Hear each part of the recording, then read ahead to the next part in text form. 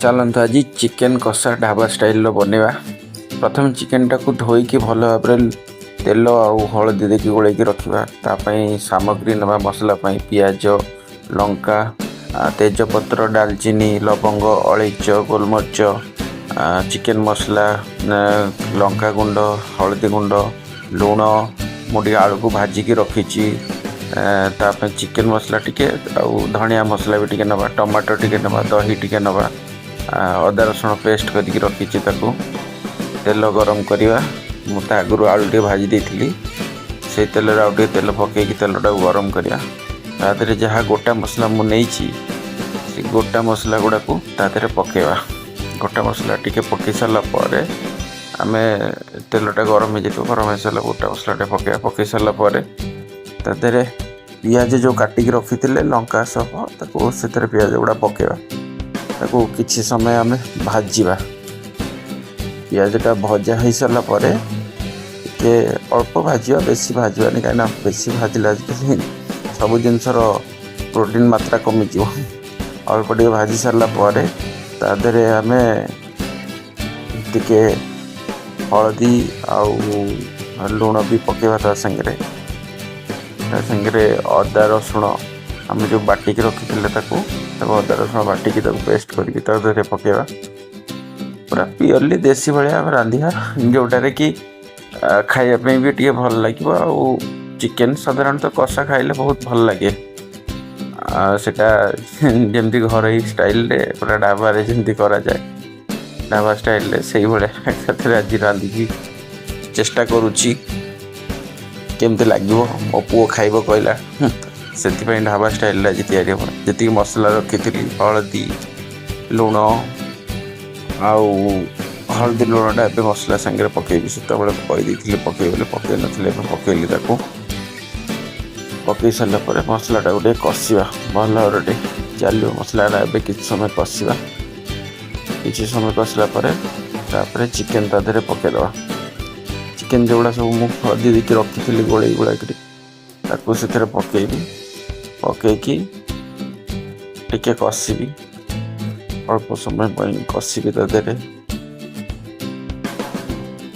कषिगला आस्ते आस्ते मसला सांगे भी जो पियाज गुड़ा टिके रही सागे मेल्ट हो सब मसला पूरा प्योरली मेल्ट हो सागे आमती बहुत जल्दी हम करके खायापी।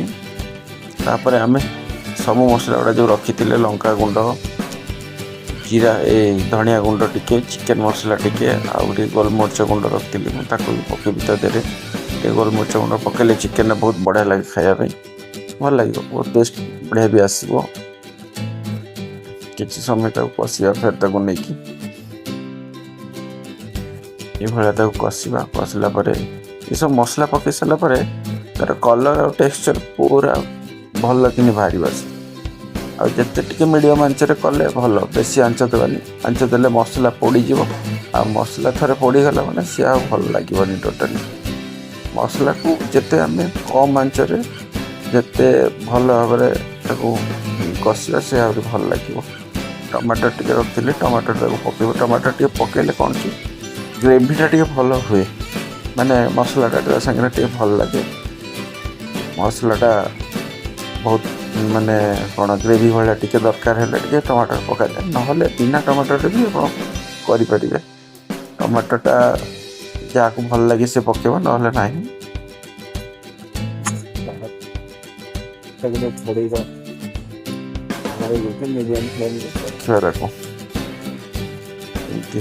पानी भी बाहर से आपे आपे पानी बाहर चिकेन टे पानी बाहर पानी सारा से कषि कषि पानीटा मरीगला हल्का टे जो दही रखी थी दही पकईबी दही सांगे से चिकेनटा भी आउ कषिब कषि सारे से आउ टे भल कि कषिगला तो अल्प समय पर आमर चिकेन रेडी हो आउ टे समय ताको कषिबा।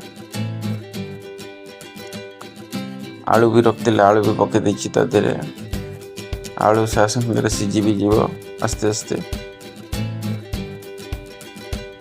केते बढ़िया कषा हो गला। ଲାଷ୍ଟ ଚିକେନ ମସଲା ଟିକେ ଅଛି, ଚିକେନ ମସଲା ଟିକେ ପକେଇବା ତା ଉପରେ। ଚିକେନ ମସଲା ପକେଇ ସାରିଲା ପରେ ଆଉ ଟିକେ କଷିବା ଚିକେନଟାକୁ। ପୁରା କଷିଦେଲେ ପାଣି ମରିଯିବ। ପାଣି ମରି ସାରିଲା ପରେ ସେ ଚିକେନ ପୁରା କଷା କଷା ହେଇଯିବ। କଷା ସାଙ୍ଗରେ କଷା ଚିକେନ କଷା ଗୋଟେ ଖାଇବେ କେମିତି ଲାଗିବ। ଆଉ ଚିକେନ ତ କରି ଆପଣ ଏମିତି ନର୍ମାଲି ଖାଆନ୍ତି, ଚିକେନ କଷା ଟିକେ ଖାଇଲେ ବଢ଼ିଆ ଲାଗେ। ଛୁଆମାନଙ୍କୁ ଟିକେ ଭଲ ଲାଗେ, ସେମାନେ ବେଶୀ ପ୍ରିଫର କରନ୍ତି। ଆଜିକାଲି ତ ଛୁଆମାନେ ସବୁ ଚିକେନ ହିଁ ଖାଇବେ, ଚିକେନ ପଛରେ ସବୁ ବାୟା। ଦେଖନ୍ତୁ କେତେ ବଢ଼ିଆ ଟେକ୍ସଚର ଆସିଗଲା। ମୋର ଏଥିରେ ଆଳୁ ବି ସିଝିଗଲା। ଆମେ ପ୍ଲେଟିଂ କରିଦେଲୁ କେତେ ସୁନ୍ଦର ଭାବରେ। ଆଜି ମୋର ପୁଅର ମିଲ୍ ଚିକେନ କଷାକୁ ଭାତ।